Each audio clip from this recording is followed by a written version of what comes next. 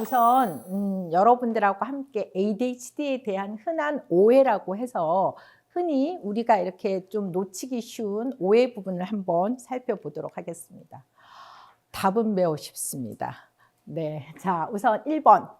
ADHD는 일시적으로 나타났다가 없어지는 과잉 행동이나 주의 산만이다. OX 뭘까요? 네, 맞습니다. 자, 뭐가 틀렸을까요? 네, 일시적인 건 아니고 제가 처음부터 이야기했죠. 고혈압, 당뇨 이야기를 하면서 네, 계속 관리해야 되고 지속적으로 네, 가는 겁니다. 그죠? 자, 2번 ADHD 아이의 행동은 일부러 아이가 말을 안 듣거나 부모에게 반항하려는 것이다. 예, X입니다. 그죠? 절대 일부러 아닙니다. 나중에 제가 좀 큰 아이들하고 이전에 상담할 때 애도 막 울어요. 선생님, 나도 우리 엄마 괴롭히기 싫어요. 근데 잘 안 돼요. 저 어떻게 하면 좋아요? 머리도 좋고 좀 큰 아이들은 저 좀 도와주세요. 또 말해요. 정말로.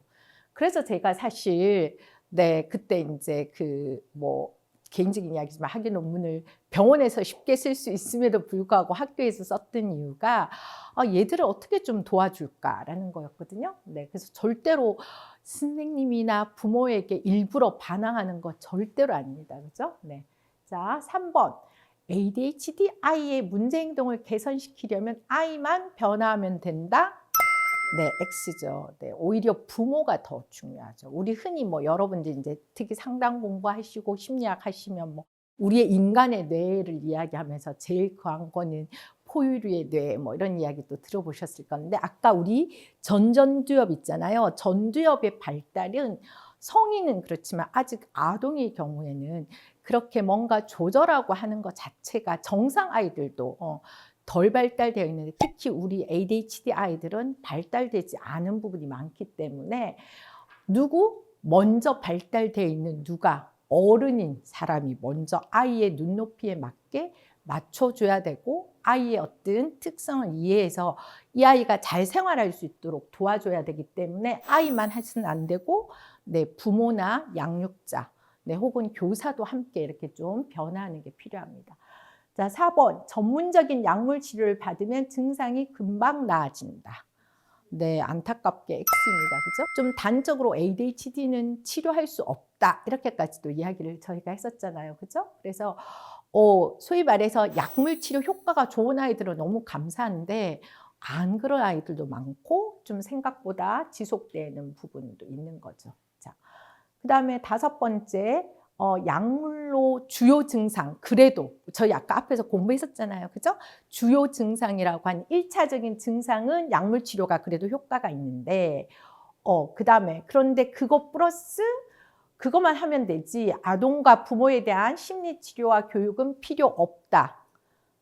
X. 그래서 제가 아까 답이 쉽다고 말씀드렸죠. 다 X입니다. 그죠? 네. 당연히 약물 치료뿐만 아니라 심리 치료와 교육이 필수적입니다. 네. 자, 이렇게 해서 저희가 한번 네, 오해 부분을 살펴봤고요. 네. 그래서 밑에 다 같이 한번 읽어봐 주실래요? 시작.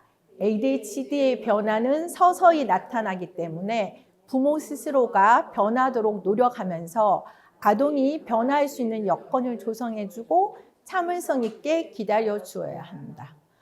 네, 이 시점에서 저의 또 이 개인 경험담을 말씀드리자면 아주 오랜 옛날 이야기지만 저 한동안 부모 교육 못했어요. 제 둘째 키울 때. 왜? 내가 내 아이 너무 힘드는데 내가 어디 가서 부모 교육을 못하겠더라고. 그래서 이제 그 이후에 어느 정도 저도 이제 극복하고 또다시 부모 교육을 할 때 이 세상에서 제일 어려운 직업 아닌 직업은 뭐다? 부모이다. 네, 정말 부모예요. 왜? 내가 낳은 내 자식도 나랑 성향이 너무 다른 거예요. 그러니까 내가 이해가 안 되는 거예요. 그죠? 근데 하물며 선생님들은 더 아시겠죠? 그래서 정말 제일 중요한 거는 인내. 그죠? 네, 그 부분입니다. 그죠? 네. 자, 하지만 아이들은 변화합니다. 조금씩. 네. 자, 이거는 조금 다른 건데요. 질문이 뭐죠? ADHD가 자질이 될 수 있을까? ADHD는 말 그대로 Attention Deficit Hyperactivity Disorder죠. 디스오더는 질환이죠. 그런데 이게 좀 좋은 점, 자질이 될 수 있을까? 될 수도 있어요. 제일 밑에 것부터 보면 굉장히 토크티브해요. 그 말은 끊임없이 머리에서 아이디어가 왔다 갔다 해요. 진짜로 성공한 ADHD 중에서는 아이디어와 흥미에 대한 열정이 굉장히 자질이 될 수 있어요. 그래서 뭔가 새롭게 해야 되고 끊임없이 뭔가를 해야 될 때는 ADHD 증상이 오히려 자질이 될 수 있다. 혼자서 딴 생각하고 몽상하고 백일몽 꾸는 것도 요새 일부러 멍 때리게 하잖아요. 그것처럼 휴식을 취할 수도 있어요. 자꾸 잃어버려요. 자꾸 잃어버리다 보면 그래 뭐 또 그렇지 하고 물질적인 것에 매이지 않을 수도 있어요. 뭐 이런 식으로 약간 저게 자질일까? 자질일 수도 있어요. 어떻게 생각하는가에 따라서, 그죠? 과잉 행동하는 것도 막 너무 이렇게 아무 행동도 안 하고 깔아있는 것보다는 활기찰 수도 있어요. 그죠? 그래서 우리가 조금 시각을 좀 다르게 할 필요도 있어요.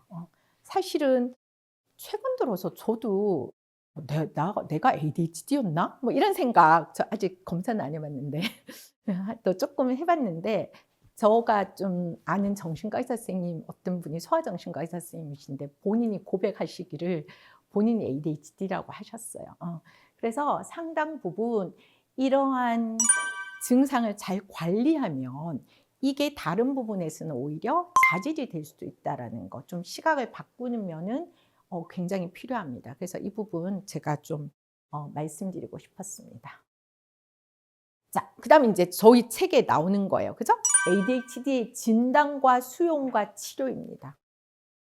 ADHD를 가진 아동을 성공적으로 양육하는 것은 아동이 이 장애를 가지고 있다는 뭐를 현실을 수용하는지 여부에 따라 달라집니다. 요즘 수용이라는 개념, 심리나 상담하시는 분 많이 들으시죠? 뭐 수용 전념 치료, 그죠? 헤이즈 유명한데 진짜 수용 중요한 것 같아요. 저도 제가 생각해도 억지 수용은 말고요, 있는 그대로. 이제 제가 또 최근에 이렇게 뭐 읽고 그다음에 이제 또 우리 그 선생님들하고 스터디하는 책이 하나 있는데 거기 저자도 트리플 A라는 걸 좀 이야기했어요. 근데 굉장히 핵심이어서 저 되게 와닿는 게, 첫 번째 A는 awareness예요. 내가 나를 알고 깨닫는 거예요. 두 번째 A가 바로 acceptance예요.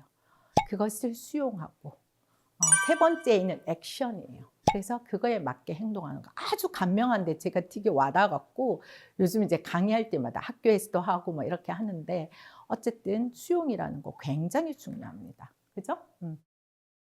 그래서 그런데 그게 아니라 아동을 있는 그대로 받아들이기를 거부하고 뭔가 얘를 정말 바꿔놓을 획기적인 어떤 약과 치료법을 계속 찾는다면 이 아이를 키우면서 힘들지만 나름 경험할 수 있는 즐거움을 놓치게 된다는 거죠. 사실 우리가 아까 부모, 제가 제일 힘든 직업이라고 했는데 굉장히 힘들지만 또 나름의 어떤 즐거움, 그런 것도 있죠. 선생님들도 마찬가지죠. 아이들하고 굉장히 힘들지만 또 그 아이들이 성장하고 변화되는 모습이 우리에게 보람과 즐거움을 주는 것처럼, 근데 계속 문제에만 초점을 맞추다 보면 그 부분을 놓칠 수 있다는 거죠. 그렇죠? 그래서 ADHD와 관련된 기본적인 사실들을 수용한다면 이제 그 아이를 온전히 수용할 수 있고, 또 그 아이가 가진 행동적, 사회적, 학업적인 도전들을 함께 하면서 아이에게 필요하고 또 아이의 특성에 어울리는 방향으로 양육할 수 있다는 거예요. 그래서 물론 쉽지는 않습니다. 하지만 가능은 합니다. 어떻게 내가 이걸 받아들이고 하는가에 따라서.